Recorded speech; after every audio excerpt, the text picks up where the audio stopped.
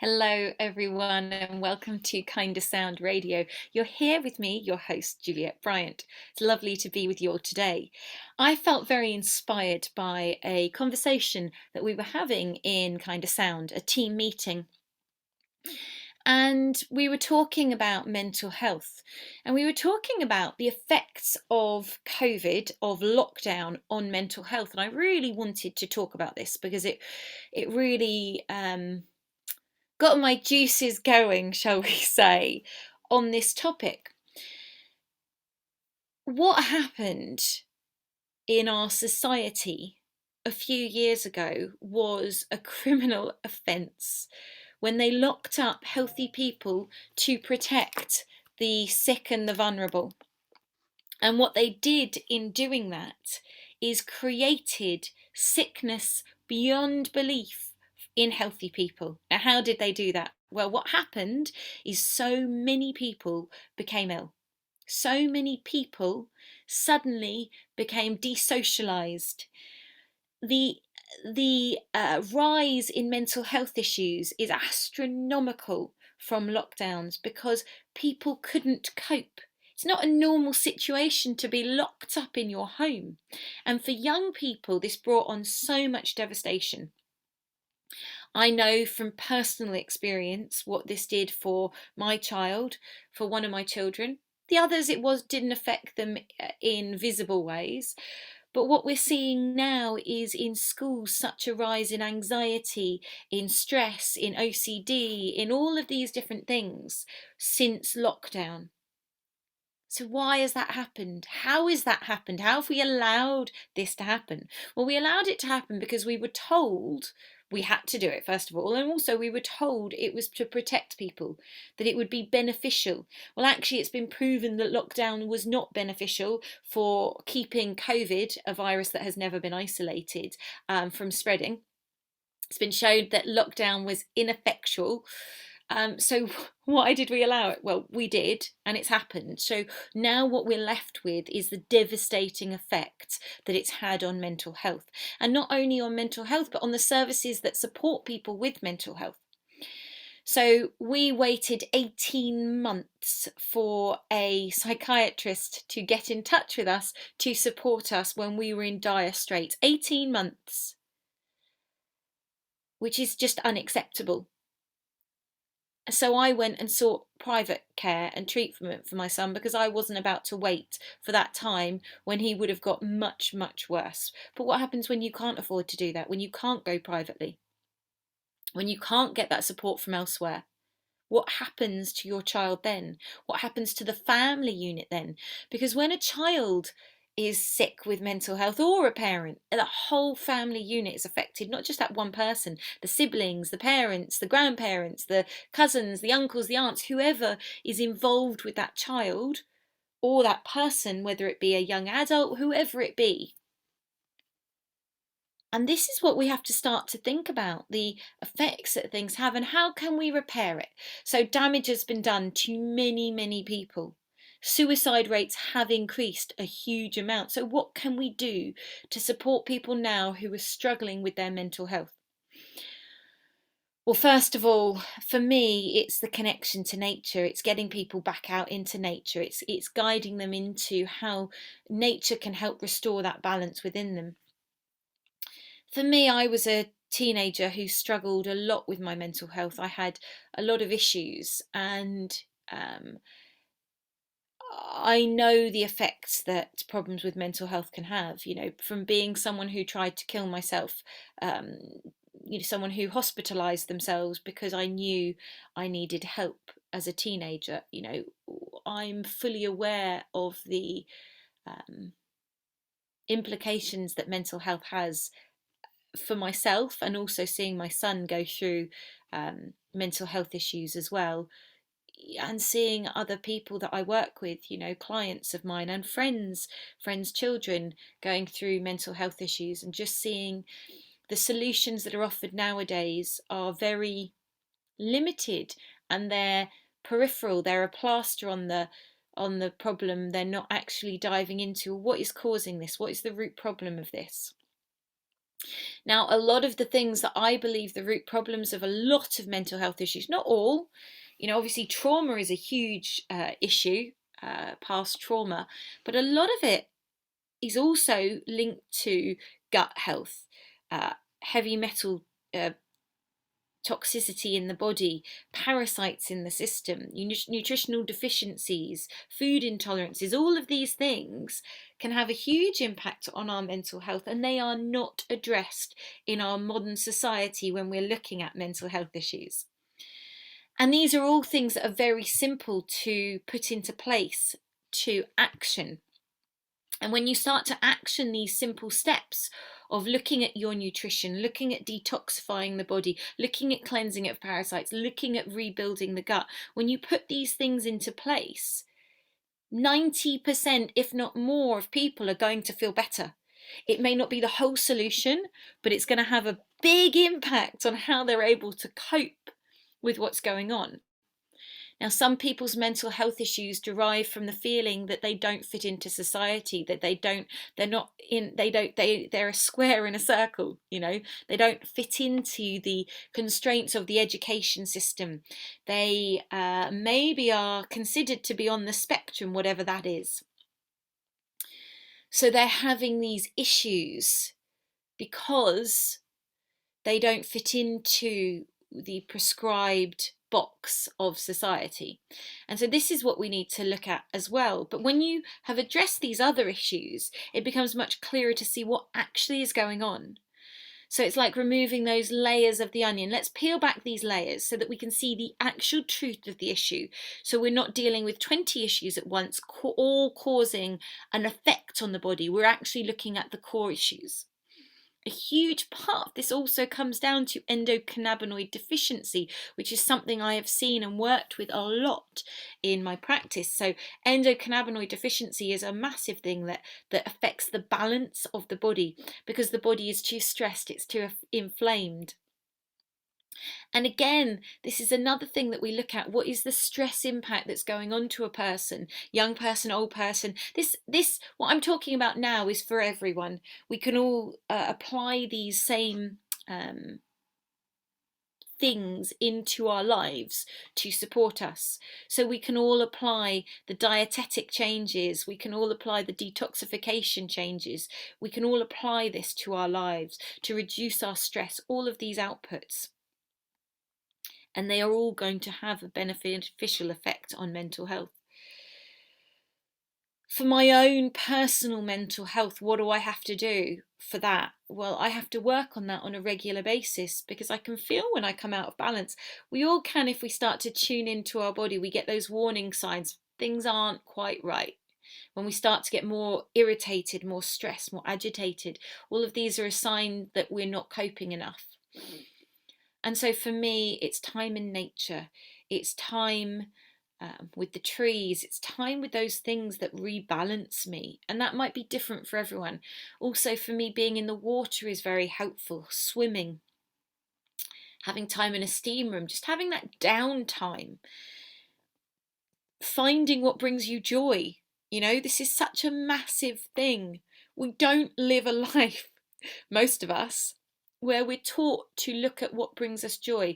We live a life where we're programmed to work. We're programmed to keep a tidy house. We're programmed to have enough money coming in. We're programmed to do all these things, to pay our bills, to do all this.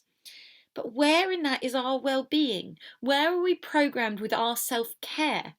We're not. And from a young age, we are not programmed with how to look after our own self-care, our own well-being. And this is the most important thing we can be doing. But that self-care, that well-being for you is different for each person. But I tell you what, you get out in nature and you ground, and that will help anyone. Having that time in nature will help absolutely anyone. And there's so much evidence of this. Forest bathing, they've taken prisoners into the forest and helped them to recuperate by that time in nature, and it's massively affected them. They've looked at this forest bathing and time in nature for mental institutions. So many different institutions have now done research on time in nature and how that positively benefits society. And yet we don't do this enough. How many people get 30 minutes in nature a day? Virtually no one, I would say, unless potentially you have a pet and then you're out in nature. One of the reasons why pets are so beneficial to our well-being is because it gets us out, it gets us walking. You have to take your pet out, which forces you out, which forces you to have that time to be in nature.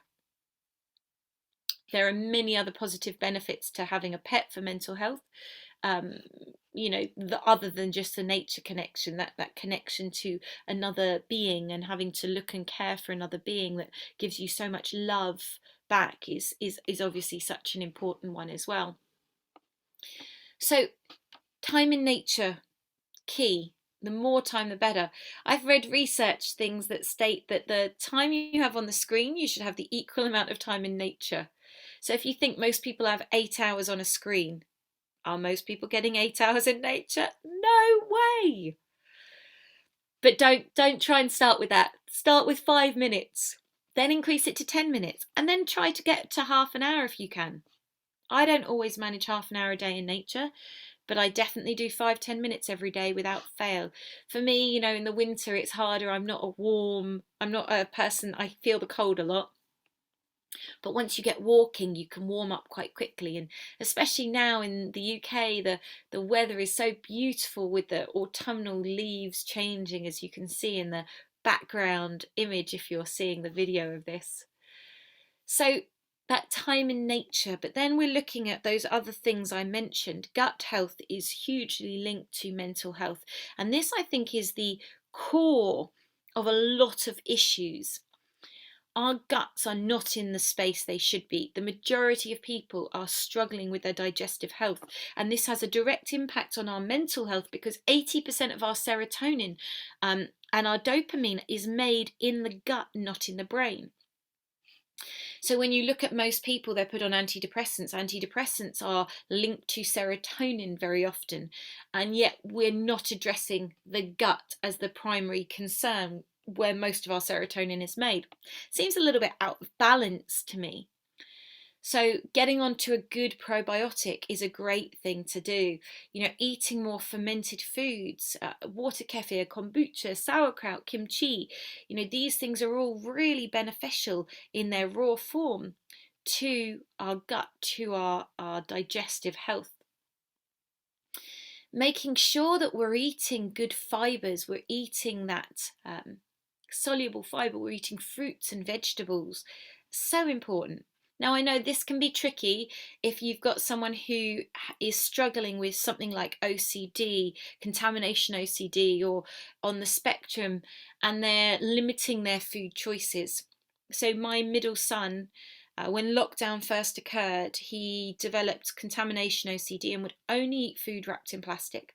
So out the window went all the fruits and vegetables, out the window went all those things that I knew were going to be really beneficial to his mental health because he would only have things that were sealed.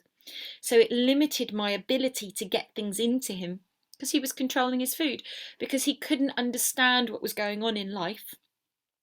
In suddenly his support being taken away, no school, no karate, no cubs, no drama, all of these things that were really helpful to him, suddenly he couldn't do them. They'd been taken away and he didn't understand why. He didn't understand why people would cross the road and walk on the opposite side of the road from us when we were walking somewhere. Couldn't understand that. I mean, who could understand that? I couldn't. But to a little poor, 8 years old mind, that was very confusing and very scary and frightening. So what he could control was his food. And for 2 days, he didn't drink any water, he didn't eat anything, which was very scary. And after those 2 days, he was screaming in pain because he needed food, but didn't know what to eat because everything was contaminated. You know, when you see your child going through that, it's horrendous, really horrendous. And I couldn't get fruits and vegetables into him. So I do understand that sometimes we can't get things into our children, and that's okay. We have to do the best we can with what we can get into them. So I was able to get him to take a probiotic pill that he could pop out of the wrapper. But that was it. And I thought, you know what, right now the focus is just getting him to eat something so he doesn't starve. Doesn't matter about what he's eating right now, I will deal with that later. I will deal with the nutritional deficiencies and that other side later. Right now it is survival mode. And sometimes that's the space we're in, and we just have to survive and get them through that patch until we see an opening. And so I started to see an opening. He developed an opening in that he wanted this drink. Volvic did a squash that didn't have aspartame in, which is a neurotoxin. So, you know, I would still allow certain things, but not allow others. And with the squash lid, I could undo it, and he couldn't tell that the seal had been broken. So I found a probiotic called VSL3, which was a powder that dissolved and had no taste. And I was able to, and it's a very good probiotic, I was able to put that into the squash, just tiny bits at first because I didn't want any signs that anything was in there. And I was able to shake it and stir it up. And I was also able to put my mushroom tincture in there, which I made for him. Mushrooms are incredible for mental health. They are such an amazing thing to support our brain and our mental health, our cognitive function. So my mushroom tincture had reishi, chaga, lion's mane, cordyceps and turkey tails mushrooms, and that went into this squash. Just a few drops again to keep it hidden, along with the probiotics, and I would stir it up so that there was no sign of anything, and shut it so he couldn't tell the seal had been broken. And he drank that, and it was amazing. Once I was able to get that into him, I started to slowly see change.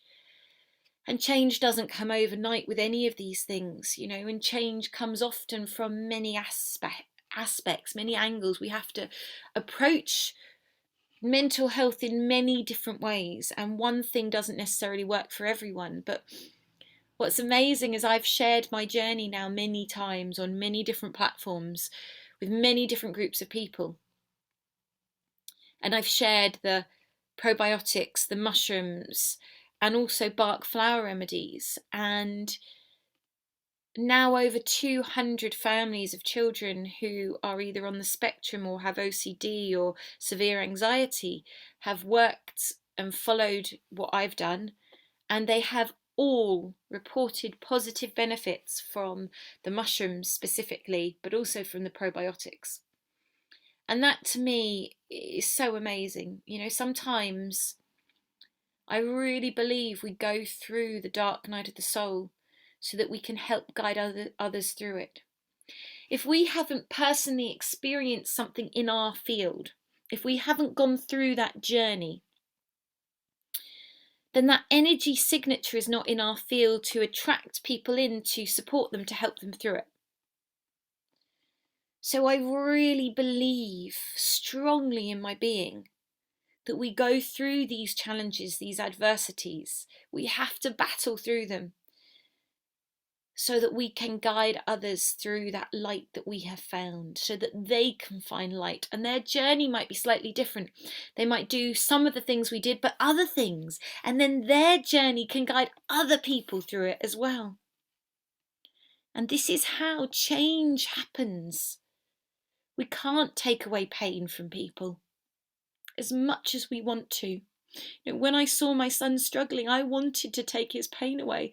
I wanted to take it in and have it for myself so that I could hold it and process it. Didn't want my poor young boy going through that. And someone said to me, if you take his pain from him, you are taking potentially his greatest gift from him. And I thought about that, and I thought about my life, and I thought about my journey with depression, and I thought about my journey through my mum's illness, through her having MS, and my journey through that. I thought about my journey through all the things I've gone through, all the trials and tribulations, all the trauma. I've thought about where that trauma has brought me, and how my journey has enabled me to help thousands of people in their lives. And if I hadn't gone through that, I wouldn't be able to have helped all those people. And so then remembering that we're only given what we can deal with. And I know sometimes that's hard. I've had dear, dear, dear close people to me kill themselves. And that's heartbreaking. But they haven't had the support or the people to turn to help them through.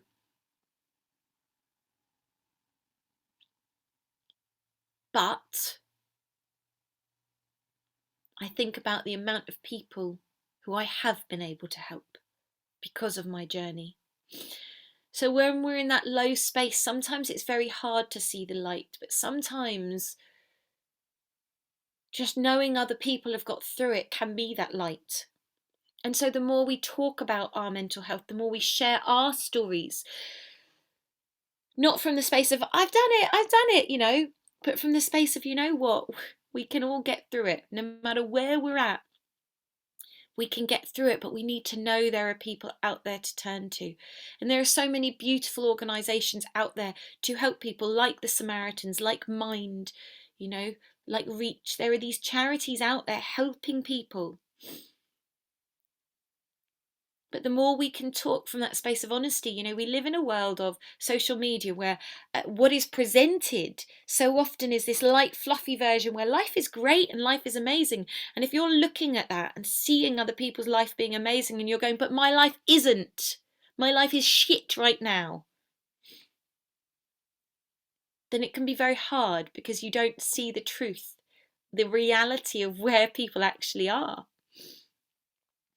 And so with my work, with my life, I've always tried to share my reality of where I'm at. Even in the darkest moments, I've tried to share, this is really hard, but this is what I'm doing to support myself, to pull myself through this, to pull my family through this. And I've looked and I've turned to help. I've got help and support from people. I've searched it out. And I've trusted the universe that they will send me the right person at the right time, and they always do. For me, I think that's a really big part of my journey, is knowing on some level in my being that I am always held and supported, knowing somewhere in my being that I can do this. Even in those darkest moments, knowing I can do this. I've got this. I've got this. I can get through this. I don't know how right now, but I can. And reaffirming that over and over again to myself has been something. I remember at one point when it was very, very bad with my son, and my mantra became, I can't cope, I can't cope, I can't deal with this, I can't cope, I can't cope. So guess what? I couldn't cope. And I had to change that. I've got this. I've got this. I'm held and supported. I've got this. I can get through this. And we did. We did get through it. It doesn't mean that there's never going to be blips, and some days aren't so good for my son, but on the whole, wow, what an amazing journey he's been on. And I'm so proud of him with the core of my being. And I'm so proud of myself for holding in there and for listening to his needs and for never giving up on him, never giving up on myself. When I was a teenager, I could have pushed through. I could have not been here many times, but something pulled me through. And so I want to be here for people. I want to be a light for people who are struggling. To say, it's okay, you've got this. You can do this. You can. And I know listening to this for some of you might be hard.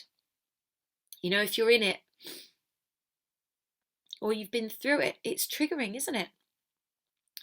When my son has a wobble, I have to work very hard not to fall back into, oh my God, this is where we're at. Oh my God, I can't do this.